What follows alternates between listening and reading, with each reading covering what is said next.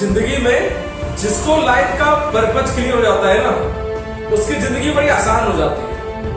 अब उसको भटकना नहीं पड़ता है। सोचो अगर आपको इंजीनियर बनना है तो अब आपके लिए बाकी रास्ते बंद। आपको क्लियर पता है कि मुझे अब इंजीनियर बनना है।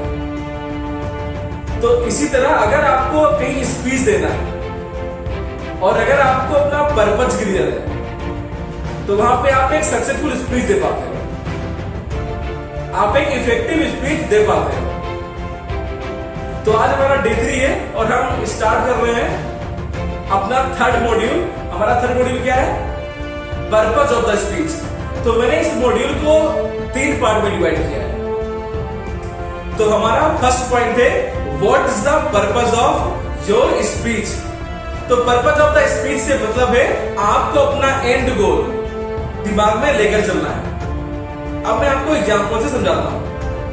सोचो अगर मुझे स्टूडेंट्स को मोटिवेट करना है तो मेरा एंड गोल क्या होगा कि मेरी स्पीच के बाद आपके अंदर एक नई ललक, एक नया उत्साह, एक नया जोश पैदा होना चाहिए कि अब आप अच्छे से पढ़ाई करो, लगातार कॉन्टिन्यूअस एफर्ट लगाओ आप।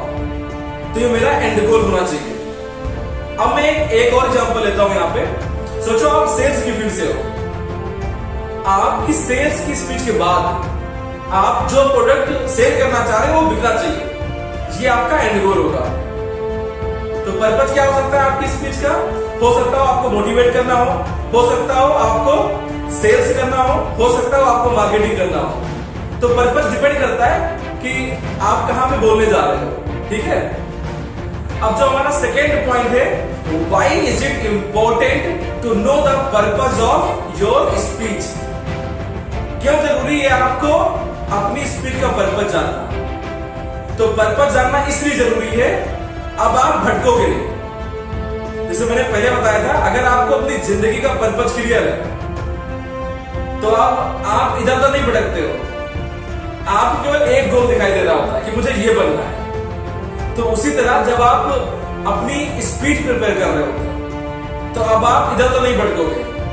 आप प्रॉपर एग्जांपल लोगे और एक इफेक्टिव स्पीच तैयार करोगे, एक सक्सेसफुल स्पीच तैयार करोगे। इसलिए बेहद जरूरी है, आपको पता होना चाहिए why is it important to know the purpose of your speech. अब जो हमारा थर्ड पॉइंट है, how to achieve your end goal. अब देखिए यहां मैं आपको स्ट्रेटजी बताने वाला हूं कि आप कैसे अपना एंड गोल अचीव करोगे। तो यहां हम सीखेंगे स्ट्रेटजी बनाना कि कैसे हमें इमोशनली ब्लैकमेल करना है, कैसे हमें अर्जेंसी क्रिएट करना है। तो इमोशनली ब्लैकमेल करने से क्या मतलब है?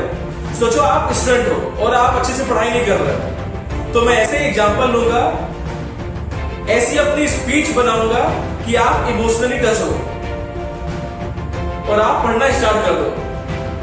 तो ये मेरा तरीका होगा उसमें। और जो मैंने सेकेंड एग्जांपल लिया, अर्जेंसी क्रिएट करना, ये काम आता है बिजनेस में। सोचो मुझे कोई प्रोडक्ट आपको सेल करना है और आप कह रहे हो आज पैसे नहीं है या बाद में ले लूंगा। तो मैं क्या बोलूंगा, अगर आज आप इस प्रोडक्ट को लेते हो तो आज इस पर स्पेशल ऑफर है और आपको डिस्काउंट मिलता है। अगर कल आप लोगे तो हो सकता है एक नई एमआरपी पे आ जाए या इसका दाम बढ़ जाए।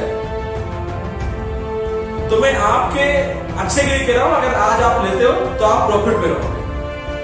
तो इस तरह हम अर्जेंसी क्रिएट करते हैं। और जो फर्स्ट पॉइंट मैंने बताया आपसे इमोशनली ब्लैकमेल करने का, उस पर मैं कल एक वीडियो शेयर करूंगा जिससे आप अच्छे से समझ पाओगे कैसे लोग टच होते हैं आपसे। तो आज हमने ये डे 3 कंप्लीट किया। अब कल मुझे एक वीडियो शेयर करना है, उसके बाद हम स्टार्ट कर देंगे कंटेंट प्रिपरेशन। तो thank you so much guys for watching my videos. आप ऐसे ही आगे बढ़ते रहें।